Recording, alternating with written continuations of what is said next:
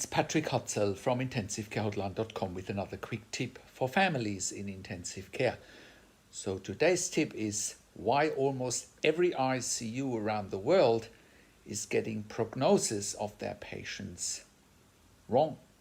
So case in point, we've been working with 3 clients over the last 9 months. I mean, we've been working with way more than 3 clients in the last 9 months, but I just want to highlight 3 clients that we worked with where ICUs were pretty much ready to quote unquote pull the plug, which means they were ready to withdraw treatment without families' consent or without patient consent, because they said, well, this patient won't survive anyway, we might as well stop life support tomorrow. And obviously families reached out to us and we could put a stop to that by advocating for them, by educating them about their rights, and lo and behold, all of those 3 patients survived their ICU stay and are now either out of ICU, even at home, or are very close to leaving intensive care, right?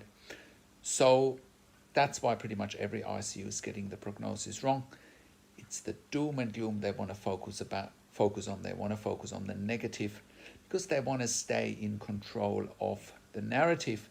And while we are talking about the narrative, I made a video last week how you can control the narrative while your loved one is in ICU, and I link towards that video below this video so you can keep educating yourself there. But the bottom line is this: if you don't read between the lines of what ICU teams are telling you and what is actually happening, you will stand no chance to create your own narrative. Now, what does it come down to? It comes down to having that second opinion.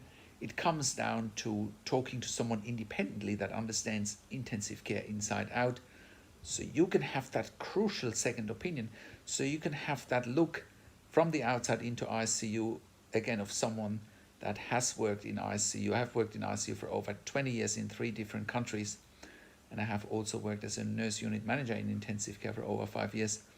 I've been consulting and advocating for families in intensive care for the last 10 years. So, you need that crucial second opinion, and you need balance, and you need objectivity and not subjectivity from the ICU team, who only wants to manage their downside, which is, what's their downside? And their worst case scenario is that they look after a patient in intensive care indefinitely with an uncertain outcome. That is their worst case scenario. Whereas here at intensivecare.com, we break it down for you. What is actually really happening? What are your treatment options? What's your loved one's treatment options? Intensive care teams only tell you half of the story unless you know what to ask for, which brings me to, once again, that the biggest challenge for families in intensive care is simply that they don't know what they don't know. They don't know what to look for. They don't know what questions to ask. They don't know their rights, and they don't know how to manage doctors and nurses in intensive care.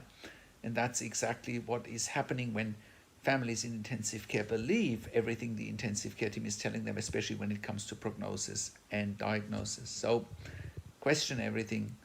Reach out to us here at intensivecare.com. That is my quick tip for today. If you have a loved one in intensive care, go to intensivecare.com.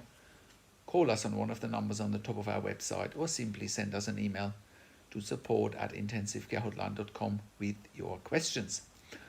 Also, have a look at our membership for families in intensive care at intensivecaresupport.org. There you have access to me and my team 24 hours a day in the membership area and via email. And we answer all questions intensive care related 24 hours a day. If you need a medical record review, please contact us as well. We review medical records in ICU for patients in ICU as well as after ICU, but we highly recommend that you get the medical records and we can review them in real time, so you can actually have that, again, that critical second opinion.